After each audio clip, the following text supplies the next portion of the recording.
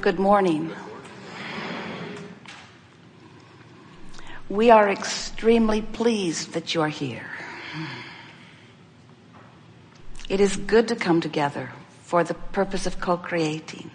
Do you agree? Yes. You're knowing what you're wanting?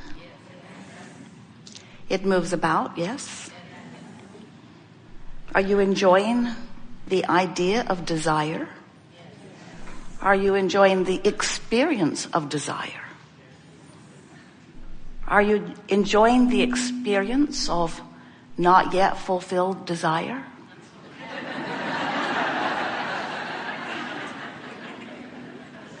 That's the rub, isn't it? Well, we like to ask because when your life and the variety that you are living causes you to give birth to a desire, there is a buffer of time between the birthing of the clarity of the desire and the manifestation of it, usually. And if during that buffer of time you are sure it's going to happen, then the desire fuels you. It's like life-giving. But if during that interim you doubt it, or you worry about it, you don't believe it, you don't think it's possible, then the desire feels like a torturous friend. In other words, desires that you believe feel great. Desires that you doubt are just nagging, irritating. Have you ever heard yourself say, I wish I didn't want that. I felt better before I knew I wanted that. Because wanting it and not believing it doesn't feel good. But we want to say to you, you can't take the desire back. The desire can morph into something different. The desire can clarify into something more. But you cannot become less than what life has caused you to become. So when sifting through life, desires are born, and they are all day, every day. If you don't find a way to be a vibrational match to the new desire that is hatched, you have tension within you, vibrational tension. Vibrational tension is indicated to you by negative emotion. Vibrational alignment is indicated to you by good feeling, positive emotion. So, just to be very clear about that, as you sift through the details of your life, knowing what you don't want, and therefore knowing what you do want, because there is a proportionate, equivalent other side of that wave, that vibrational wave every time. So if you really don't want something, you really want something.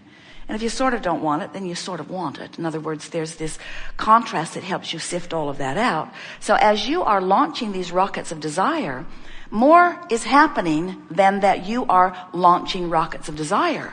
What's actually happening is the larger, non-physical, vibrational source energy part of you is immediately becoming the vibrational equivalent of your desire, because in the vibrational realm where we are, where the larger part of you is, there is no buffer between wanting and receiving fully. That resistance only exists out here on this leading edge. So when your life causes you in your physical form to ask for more, your inner being part of you, the God force part of you, becomes that new and improved version immediately. The question is, are you up to speed? Another question is, how long is it going to take you to get up to speed? Another question is, are you paying attention to your emotion, which helps you get up to speed? Another question you often ask is, how long is it going to take me to get up to speed? And we say, it's really a decision away. It's a decision, and the decision is, how much negative emotion or trauma am I willing to endure? Jerry looked up a word in the middle of the night on his computer dictionary, threshold. What's the threshold of pain that I'm willing to endure? Because their tolerance for pain is almost non-existent. They have parlayed themselves into a very good life, and they want things to go well. And when they don't, They don't like it, and you don't either, but different people to varying degrees have desensitized themselves to their emotional system. So quite often you're willing to be ornery. You're willing to live in dread. You're willing to feel apprehension or hatred or anger. You're willing to put up with those emotions, not because you like them, you never ever do, but because you can't figure out how to change the circumstances that make them go away. Every word you speak about the reality that you are perceiving practices the vibration and keeps the momentum going. So the logical thing is to stop talking about it. Don't put words to it. That slows the momentum a little bit. The next logical thing is to do some processes that raise the vibration, but that's a hard way of going about it because the momentum is what it is. We're just going to give you the biggest of all justifications. And we're not kidding about this, and yet it is funny. Because we're talking all day, every day about not looking for the evidence of why things aren't working out well. But there is such an innate understanding within you that things are supposed to go well, that when they don't, it just feels freakishly wrong. And that evokes from you, not just you, but everyone, a tendency to try to explain why you're where you are. So you're doing two things. You're talking about where you are, and you're trying to explain why you're where you are. And those are the two things you've got to stop doing. And until you stop doing it, the momentum won't stop, because every day you start the momentum over again. And that's the thing that we really want you to hear. The momentum is not carrying on through your sleep state. The momentum is broken up by moments of alignment, which we know you do have. But every day you start this negative momentum over again. And you've just been doing it long enough that the negative momentum will carry you, not just through a day at the fair. Esther has been thinking a lot about Luke's day at the fair. And she wants to explain to him, because the tendency was to say, no one said it, but it could have been said. The reason that you didn't get up on the stage during Mermaid is because it was girls that they wanted. But Esther did not want to try to make his negative point of attraction all right. His negative point of attraction gave him a terrible day. Well, the joints are rigged, honey. Well, it doesn't matter. You could live in a fair where all of the joints are rigged and you can still win stuff.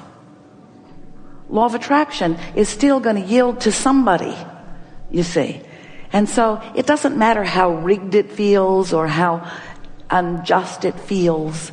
The bottom line is you and you alone establish your point of attraction, and you get a redo every day. And if you get up tomorrow and you just do what you did yesterday, then you just continue to perpetuate the momentum. And we would like to say also that, oh, this is really good. This is really good. We're just going to savor this for a little while.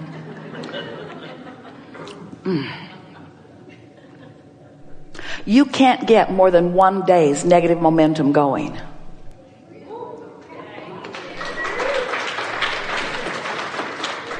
You can't get more than one day's negative momentum going.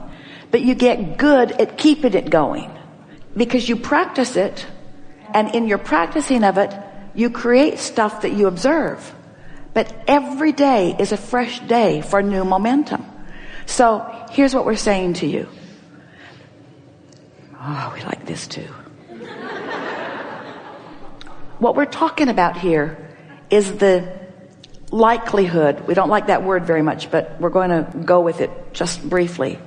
Or the tendency. Your tendency to find the high disc is influenced by the disc you found yesterday. Because the disc you found yesterday yielded manifestations that you're still talking about. Ooh, don't you like this? So let's go back again. You can only get 1 day's worth of momentum going, because you're going to slumber and that momentum is going to subside. And when you awaken in the morning, you can tell your sad story or a better story. You can tell the story of current reality, and parts of it are good. You can tell the good parts or none of it.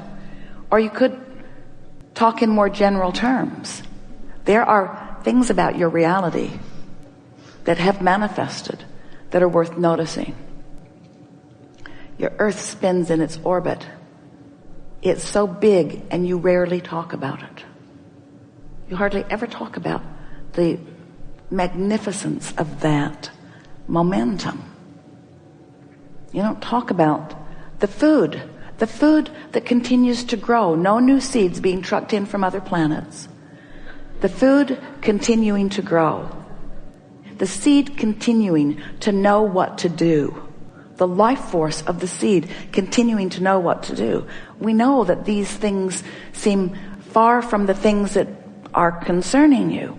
But if you could get far from the things that are concerning you, you would stop that momentum. Now, we're going to explain something to you. Almost no one understands this. You're going to get it easily. So, you came from source energy and really high-flying momentum. And you're born into a physical body with the potential of increasing that momentum, which you're doing. Because when you know what you don't want, you know what you do want. And so each time you know what you do want, it increases that momentum of who you are really, who you have actually become. So this momentum of who you are is really moving fast. It's this very high, non-resisted vibration. And the momentum of that is calling all cooperative components into its sphere. All cooperative components are being gathered. Well, if you could be less resistant, meaning you've told the story a little less today than you did yesterday, that momentum would pull you closer to it. You would have a better day. It's like you're being pulled up this shaft of well-being, up this vibrational shaft of well-being. And it is so dominant that when you reemerge in the non-physical, you'll have the exaltation of that experience. Humans have messed that up with their screwy stories too, but that really is the way that it is. So when you approach a new day and you think, that high-flying vibration is calling me, and if I don't activate something in myself by focusing on it that is resistant in nature, then I'll easily move into it. I'll easily move into it. It's sort of like, how did the day at the fair get going?